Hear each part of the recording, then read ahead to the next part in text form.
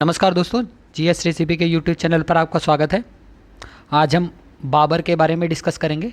इससे रिलेटेड जितने भी PYQ आए हुए हैं क्वेश्चन, उन सबको एक ही वीडियो में डिस्कस कर दिया जाएगा। चलिए शुरुआत करते हैं पहले क्वेश्चन से। पहला क्वेश्चन बोल रहा है कि बाबर जो है इस क्षेत्र का निवासी था। किस क्षेत्र का बाबर निवासी था? तो इसका सही जवाब है या फरगना का निवासी था। Option number B is the right answer. इसके बारे में महत्वपूर्ण तथ्य जान लीजिए। बाबर जो था, इसका पूरा नाम लिख लीजिए आप। इसका पूरा नाम था जहीरुद्दीन मोहम्मद बाबर। जहीरुद्दीन मोहम्मद बाबर, इसका जो है यह पूरा नाम था। इसका जो जन्म हुआ था वह 14 फरवरी, मतलब वैलेंटाइन डे वाले दिन 1483 को फरगना में हुआ था। बाबर जो है वह अपनी माता की ओर से चंगेज खान का, किसका? चंगेज खान यानी कि मंगोल का 14वां वंशज। कौन सा? 14वां वंशज। तथा पिता की ओर से तैमूर लंग का, तैमूर लंग का यह 5वां वंशज था। वह अपने पिता उमर शेख मिर्ज़ा, इनके पिताजी का क्या नाम था? उमर शेख मिर्ज़ा।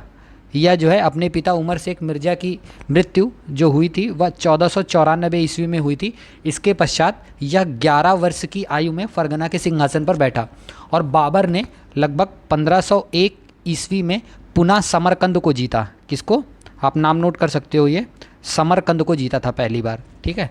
परंतु इस बार भी उसे 8 महीने के पश्चात जो है वह छोड़ना पड़ा, क्योंकि सैबानी खां के नेतृत्व में उज्बेगों ने प्रायः संपूर्ण मध्य एशिया को अपने अधिकार में कर लिया था।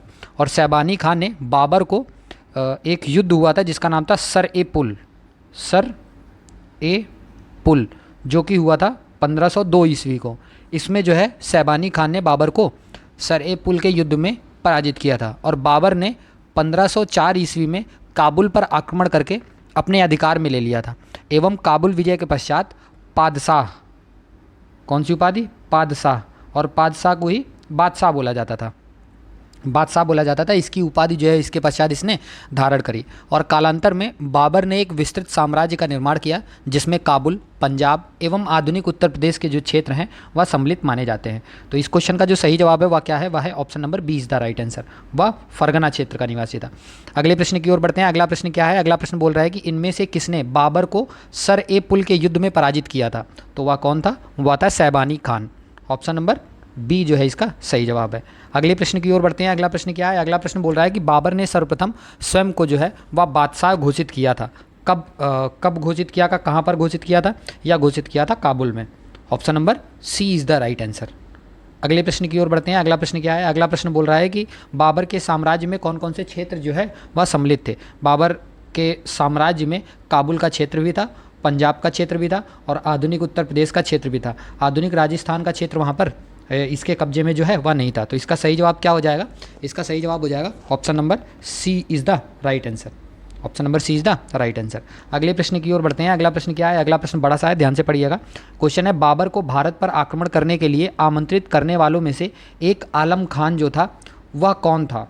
तो इसका जो सही जवाब है वह इब्राहिम लोदी का संबंधी था तथा वह दिल्ली के राज सिंहासन का दावेदार भी था, ठीक है। इसके बारे में महत्वपूर्ण तथ्य जान लीजिए। महत्वपूर्ण तथ्य यह है कि मध्य एशिया में साम्राज्य विस्तार की असफलता के बाद बाबर जो है इसने भारत की तरफ रुख किया और पंजाब का गवर्नर था जिसका नाम था दौलत खान लोदी। क्या नाम था उसका? दौलत, एक मिनट, उसका नाम क्या था? उसका नाम था दौलत खान लोदी, जो वहाँ का पंजाब का गवर्नर था। इसने यह जो था यह इब्राहिम लोदी के चाचा आलम खान तथा राजपूत शासक राणा सांगा ने व्यक्तिगत कारणों से बाबर को जो है वह आमंत्रित किया था। और अंत में बाबर ने लगभग 1526 ईस्वी में पानीपत के युद्ध में, बहुत फेमस हुआ था, बहुत बार क्वेश्चन पूछा गया है, पानीपत के युद्ध में इब्राहिम लोदी को पराजित कर भारत में मुगल साम्राज्य की नींव डाली। और बाबर के कुछ युद्ध मैं बता देता हूँ, आप उनको नोट डाउन कर सकते हैं। बाबर ने सबसे पहले 1526 में पानीपत का युद्ध लड़ा था, वो इब्राहिम लोदी के खिलाफ लड़ा था। फिर उसके बाद 1527 में, मतलब 16 मार्च 1527 को इसने एक और युद्ध लड़ा था जिसका नाम था खानवा का युद्ध, ठीक है। और खानवा का युद्ध हुआ किसके किसके बीच था? या बाबर व राणा सांगा के बीच हुआ था, और इसमें राणा सांगा जो है वह पराजित हुआ था। फिर उसके बाद 1528 ईस्वी, मतलब 29 जनवरी 1528 ईस्वी को एक युद्ध हुआ था। उस युद्ध का नाम है चंदेरी का युद्ध। यह जो चंदेरी का जो युद्ध है, यह बाबर व राजा मेदिनी राय के बीच हुआ था, जिसमें बाबर जो है वह जीता था।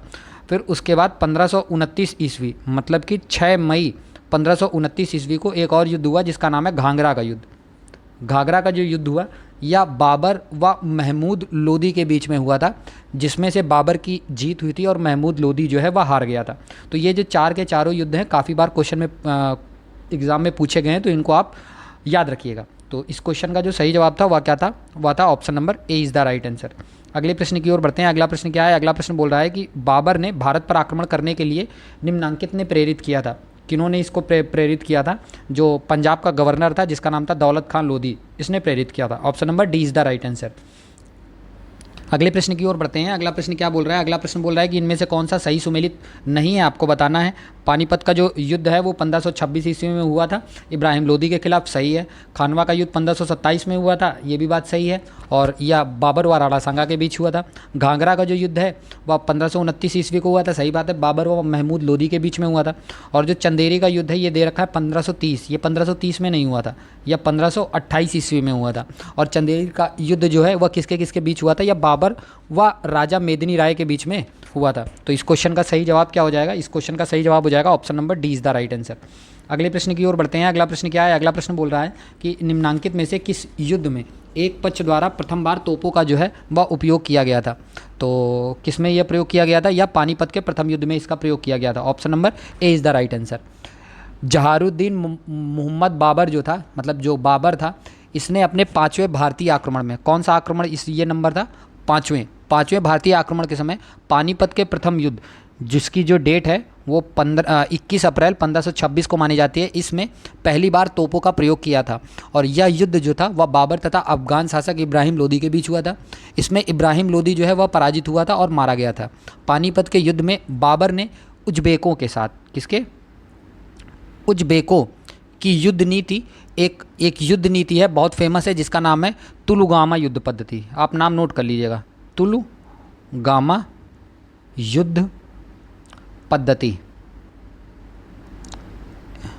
युद्ध पद्धति तथा तोपों को सजाने की एक विधि है जिसका नाम है उस्मानी विधि। जिसका नाम क्या है? जिसका नाम है उस्मानी विधि। इसको हम रूमी विधि भी बोलते हैं। इसका प्रयोग उसने किया था। उसके तोप खाने का जो नेतृत्व है, जो सबसे आगे जो था, उसका नाम क्या था? उसका नाम था उस्ताद अली। उसका नाम क्या था? उसका नाम था उस्ताद अली। और एक और था मुस्तफ़ा खान।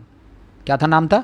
मुस्तफ़ा खान जो है नामक दो योग्य अधिकारियों ने इसका नेतृत्व किया था। कुछ और महत्वपूर्ण तथ्य जान लीजिए। इस युद्ध के पश्चात हुमायूं ने विक्रमजीत से प्राप्त कोहिनूर हीरा जो है, कोहिनूर हीरा जो है वह बाबर को दिया था। और विक्रमजीत जो है वह ग्वालियर का राजा था। और पानीपत के युद्ध में इब्राहिम लोदी के साथ युद्ध करता हुआ जो है वह मारा गया था। और पानीपत विजय के पश्चात बाबर ने तुगलकाबाद में अपना शिविर जो है वह स्थापित किया था तथा दिल्ली में अपने नाम का खुतबा पढ़ा था। तो इस क्वेश्चन का जो सही जवाब है वह क्या है? वह है option number A is the right answer. अगले प्रश्न की ओर बढ़ते हैं। अगला प्रश्न क्या है? अगला प्रश्न है कि किस वर्ष बाबर ने सुल्तान इब्राहिम लोदी को पानीपत की लड़ाई में पराजित किया था? तो सबको पता है ये कब पराजित किया था? या 1526 ईस्वी में पराजित किया था। Option number B is the right answer. अगले प्रश्न की ओर बढ़ते हैं। अगला प्रश्न क्या है? अगला प्रश्न बोल रहा है कि पानीपत का प्रथम युद्ध जो हुआ था वह किसके किसके बीच हुआ था? तो पानीपत का जो प्रथम युद्ध है वह बाबर एवं इब्राहिम लोदी के बीच हुआ था। Option number A is the right answer. अगले प्रश्न की ओर बढ़ते हैं। अगला प्रश्न क्या है? अगला प्रश्न है कि पानीपत की लड़ाई में बाबर ने किसको हराया था? तो पानीपत की लड़ाई में बाबर ने इब्राहिम लोदी को हराया था। Option number B is the right answer. अगले प्रश्न की ओर बढ़ते हैं। अगला प्रश्न क्या है? अगला प्रश्न है कि पानीपत के युद्ध में बाबर की जीत का मुख्य कारण क्या था? तो बाबर की जीत का जो मुख्य कारण था उसकी सैन्य कुशलता थी।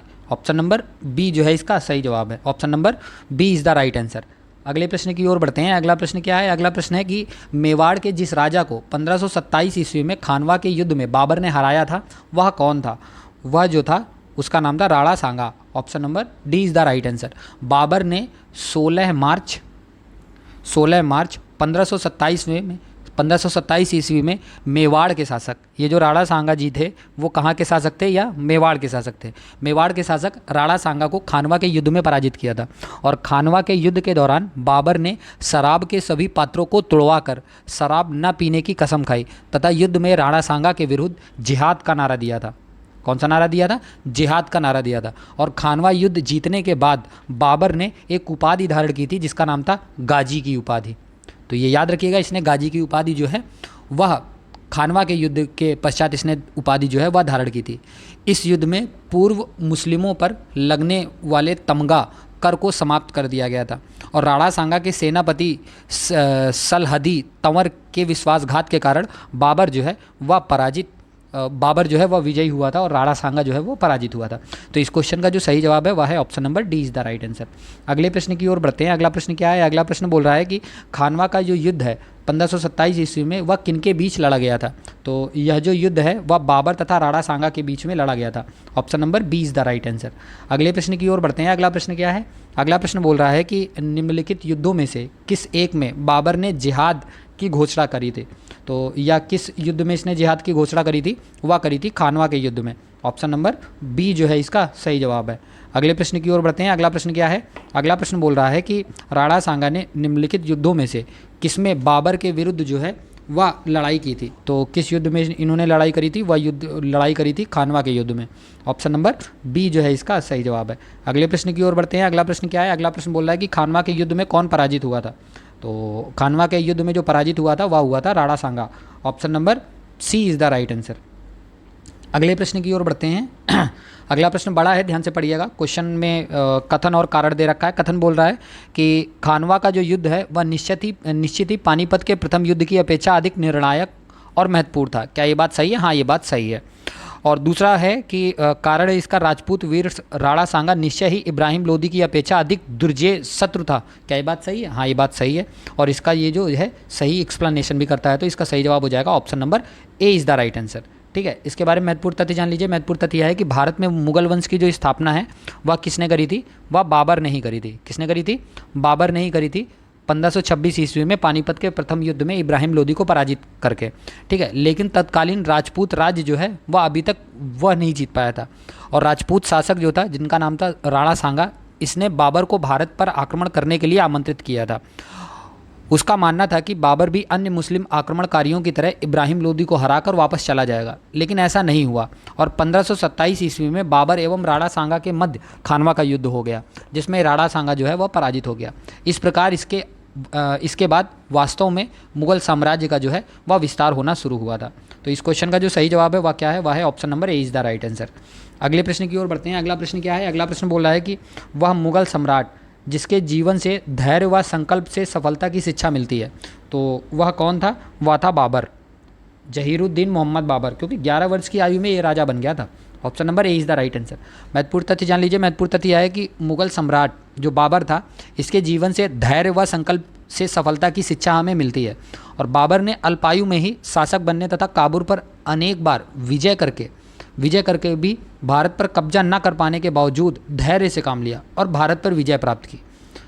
उसके संकल्प का पता जो है वह खानवा युद्ध के समय हमें पता चलता है, जब भविष्यवाणी के बावजूद वह युद्ध के लिए तैयार हुआ। उसकी उदारता के कारण उसको जो है एक और नाम दिया जाता है जिसका नाम है कलंदर। इसको कलंदर के नाम से भी जाना जाता है। तो इस क्वेश्चन का जो सही जवाब है वह क्या है? वह है option number A is the right answer. अगले प्रश्न की ओर बढ़ते हैं। अगला प्रश्न क्या है? अगला प्रश्न बोल रहा है कि इनमें से किस बादशाह को कलंदर कहा जाता था? तो मैंने बताया वह किसको कहा जाता था? वह बाबर को कहा जाता था। Option number D is the right answer. अगले प्रश्न की ओर बढ़ते हैं। अगला प्रश्न क्या है? अगला प्रश्न है कि निम्नलिखित में से कौन सा मुगल बादशाह नक्शबंदिया नेता ख्वाजा उबैदुल्ला अहरार का अनुयायी था? वह कौन था? वह था बाबर ही था। कौन था? बाबर ही था। Option number A is the right answer. Option number A is the right answer. इसके बारे में महत्वपूर्ण तथ्य जान लीजिए। महत्वपूर्ण तथ्य यह है कि नसीरुद्दीन उबैदुल्लाह अहरार को ख्वाजा अहरार के नाम से, कौन सा? ख्वाजा अहरार के नाम से जो है वह अधिक जाना जाता था, जो मध्य एशिया के नक्शबंदी सूफी सिलसिले के संत थे। इनका जो जन्म है वह समरकंद में, कहाँ पर? समरकंद में 1404 ईस्वी में हुआ था, और मुगल बादशाह बाबर जो थे वह इनके अनुयायियों में से एक थे। तो इस क्वेश्चन का जो सही जवाब है वह क्या है? वह है option number A is the right answer. Okay, अगले प्रश्न की ओर बढ़ते हैं। अगला प्रश्न क्या है? अगला प्रश्न है कि निम्नलिखित में से किस शासक ने सहरुख नामक चांदी का सिक्का चलाया था? तो वह कौन था? वह बाबर ही था जिसने सहरुख नाम का सिक्का चलाया था। Option number B is the right answer. Shahrukh नामक सिक्के, चांदी के सिक्के का प्रचलन जो है भारत में मुगल वंश के संस्थापक बाबर ने किया था। इसके अतिरिक्त बाबरी नामक सिक्का भी चलाया था। कौन सा? बाबरी नामक सिक्का जो है यह भी चलवाया था। एवं सिक्कों पर चारों ओर खलीफाओं के नाम तथा दूसरी तरफ बाबर ने स्वयं अपना नाम बाबर एवं उपाधि जो है वह अंकित करवाई थी। इस तरीके से उल्लेखनीय है कि बाबर ने पानीपत विजय की स्मृति में प्रत्येक काबुल वासी को एक एक सहरुख सिक्का जो है वह उपहार स्वरूप जो है वह प्रदान किया था। तो इस क्वेश्चन का जो सही जवाब है वह क्या है? वह है option number B is the right answer. अगले प्रश्न की ओर बढ़ते हैं। अगला प्रश्न क्या है? अगला प्रश्न बोल रहा है कि बाबर की आत्मकथा तुजुक ए बाबरी जिस भाषा में लिखी गई थी वह भाषा कौन सी थी? वह जो भाषा थी वह थी तुर्की। Option number A is the right answer. इसके बारे में भी महत्वपूर्ण तथ्य जान लीजिए। महत्वपूर्ण तथ्य क्या है? महत्वपूर्ण तथ्य यह है कि बाबर की जो आत्मकथा है जिसका नाम तुजुक-ए बाबरी है, यह जो है यह चगताई तुर्की में लिखी गई है। इसे चगताई ही नहीं अपितु तुर्की की भी श्रेष्ठ कृति जो है वह माना गया है। और बाबर ने फारसी में एक नवीन काव्य शैली जो है वह अपनाई थी, जिसे हम किस नाम से जानते हैं? जिसे हम मुबायिन या मुबैयान, इसको हम इस नाम से भी जानते हैं, जिसमें मुस्लिम कानूनों का संग्रह जो है वह किया गया था। और महत्वपूर्ण तथ्य यह है कि तुजुक-ए बाबरी का 4 बार फारसी भाषा में अनुवाद किया गया। प्रथम 2 अनुवाद जो थे वह हुमायूं के समय पायंदा खान तथा जैन खान ने किया था। तीसरा अनुवाद जो है वह अब्दुल रहीम खान खाना ने किया, अकबर के समय किया था। तथा जो चौथा अनुवाद था वह मीर अबू तलिब तुर्बाती ने शाहजहां के समय में जो है वह किया था। और जॉन लीडिंग किंग तथा विलियम एरिस्कनी ने फारसी भाषा से अंग्रेजी भाषा में अनुवाद किया। जबकि एक और थे जिनका नाम था मैडम बेवरीज, इन्होंने मूल तुर्की भाषा से अंग्रेजी अनुवाद जो है वह किया था। तो इस क्वेश्चन का जो सही जवाब है वह क्या है? वह है option number A is the right answer. अगले प्रश्न की ओर बढ़ते हैं। अगला प्रश्न क्या है? अगला प्रश्न बोल रहा है कि मनसवी जो बाबर द्वारा मुस्लिम कानून के नियमों का संग्रह है उसका क्या नाम बताया गया है? उसका जो नाम है वह क्या बताया गया है? उसका नाम जो बताया गया है वो मुबायिन बताया गया है। Option number A is the right answer. Okay, अगले प्रश्न की ओर बढ़ते हैं। अगला प्रश्न क्या है? अगला प्रश्न बोल रहा है कि बाबर की 3 पत्नियां थी, निम्नलिखित में से कौन उसकी जो पत्नी है वो नहीं थी? तो गुलबदन बेगम जो है यह इसकी पत्नी नहीं थी, वह इसकी बहन थी। Option number C is the right answer. बाकी जो तीनों हैं वह इनकी पत्नी थी। माम भी इनकी पत्नी थी, गुलरुख भी इनकी पत्नी थी और दिलदार भी इनकी पत्नी थी। बाबर की 3 पत्नियां थी। पहली पत्नी माहम जो है वह माहम सुल्ताना थी, जिसके गर्भ से 6 मार्च 1508 ईस्वी को हुमायूं का जन्म हुआ था। किसका? हुमायूं का जो है जन्म हुआ था। और गुलरुख बेगम जो थी, जो दूसरे नंबर की जो बेगम थी, वह बाबर की दूसरी पत्नी थी, जिसमें कामरान, इन गुलरुख से 2 लोग पैदा हुए थे। एक का नाम था कामरान और दूसरे का नाम था अस्करी। ये 2 लोग जो है वो पैदा हुए थे। और दिलदार जो तीसरी बेगम थी इनकी, दिलदार आगाची के गर्भ से बाबर का कनिष्ठ पुत्र जो है जिसका नाम था हिंदाल, क्या नाम था? हिंदाल का जन्म हुआ था। इसी से गुलबदन बेगम भी पैदा हुई थी, जो इनकी बहन थी।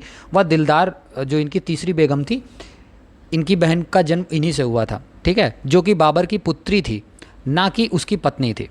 ठीक है, बहन नहीं थी, यह इनकी पुत्री थी। और गुलबदन बेगम ने अपनी प्रसिद्ध कृति एक है जिसका नाम था हुमायूं नामा।